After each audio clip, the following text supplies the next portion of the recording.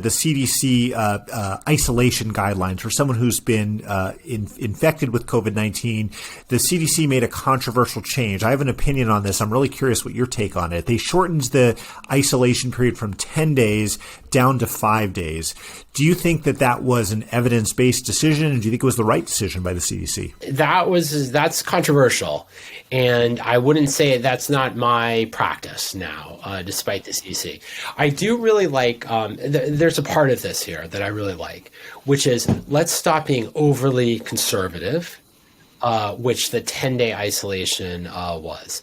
And 10-day isolation is really excessive because most of the time that one is infectious and can pass it to someone else during a COVID illness is during those first few days, usually the first 5 days of infection or less, 2 or 3 days.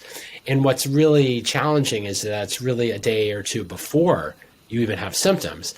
And that's when you can also pass to other people. That's the challenge of the virus. But despite that, the CDC was having people isolate for 10 days to be very conservative. And I like the idea of opening that up and saying, hey, maybe everyone doesn't need to be isolated for 10 days. That's good thinking. But I would have liked to see this more gradual. And I would have liked it to drop it down to 7 days first and see how we all did with that. Alternatively, if we wanted to drop it down as little as 5 days, then I would say let's do something like a rapid antigen test at 5 days to make sure that's negative before people return.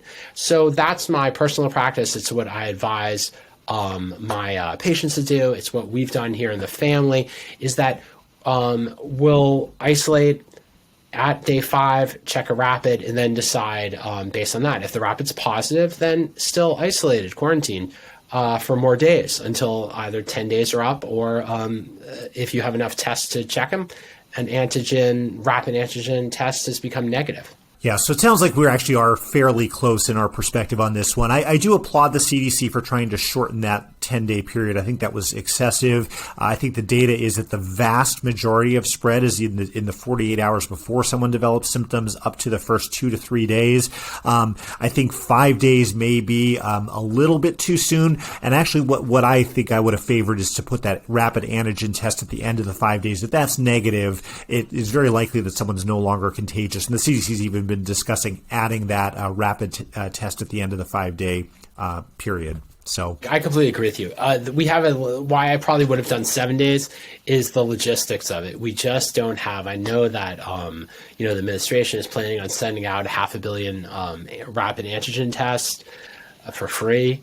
And, we have some availability, but it's very hard for us to get our hands on rapid antigen tests at this time. So from a practical perspective, I don't think it's really a tough situation right now. Well, what I've been telling my patients is if you're feeling better after 5 days of illness, you're not having fevers at least 24 hours, get a rapid antigen test at the end of 5 days if you can. If that's negative, you should feel pretty good returning to society. And if you can't get a rapid antigen test, then maybe you do wait an extra couple days. Yeah, and I think it's important for us to say too, Mike, that we still want for those for the full 10 days, so another 5 days, to make sure that this is a situation that anytime you're in enclosed quarters with other people, be it your family or outside or at work, make sure you're wearing a mask.